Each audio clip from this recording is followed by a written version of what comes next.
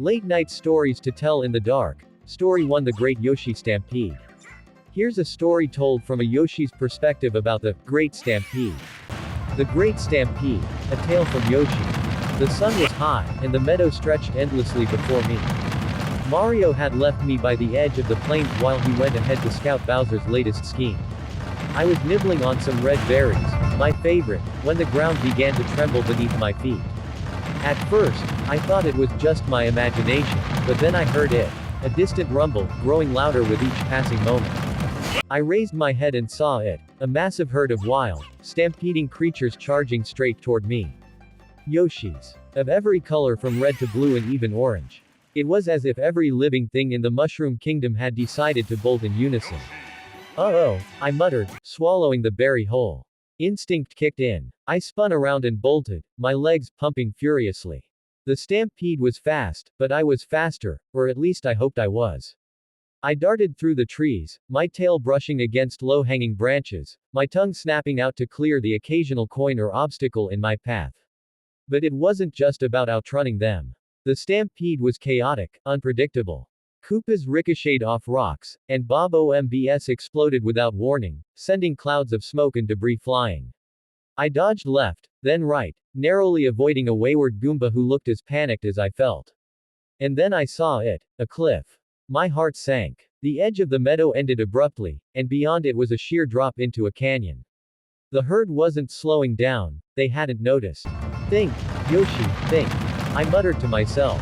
I spotted a vine hanging from a nearby tree, just low enough to reach. Without a second thought, I leapt, my tongue lashing out to grab hold. Swinging through the air, I watched as the herd thundered past beneath me, some skidding to a halt at the edge of the cliff, others tumbling over. When the dust finally settled, I dropped to the ground, my legs trembling from the effort. I looked back to see a few survivors staggering away, dazed but alive.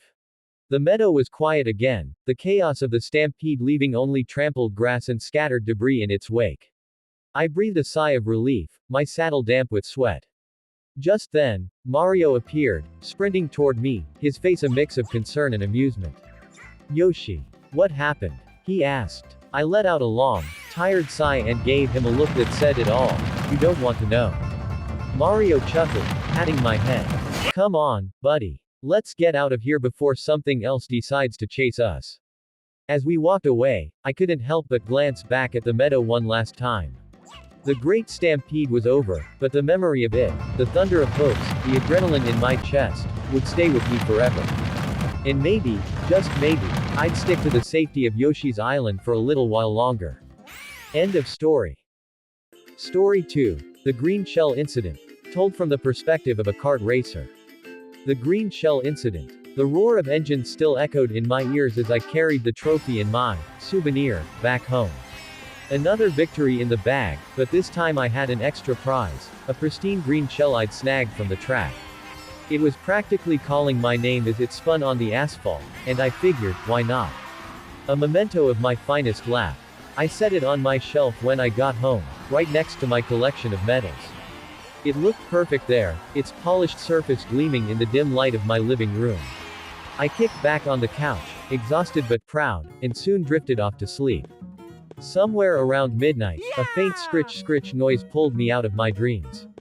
At first, I thought it was just the wind outside, but then I heard it again, louder this time. It was coming from the shelf. I rubbed my eyes and squinted in the darkness. The green shell was moving. Just a little wiggle at first, but then it tipped over and started to shake violently. My heart pounded in my chest. What the? Before I could finish, the shell popped open, and a pair of eyes glared at me from the darkness inside. A Koopa Troopa crawled out, yawning and stretching like it had just woken up from a nap. It blinked at me, looking just as confused as I felt. Hey, what are you doing in my house? I blurted, half panicked and half angry. The Koopa tilted its head, as if trying to understand me. Then, to my shock, it raised a tiny fist and clocked me right in the gut. Hey, ow. What was that for? I doubled over, but before I could recover, a strange, tingling sensation swept over me. I looked down at my hands and legs, and then at the floor, which suddenly seemed much farther away. No, it wasn't the floor moving. I was shrinking. My clothes became baggy, My voice went high-pitched, and within moments, I was no taller than the Koopa itself.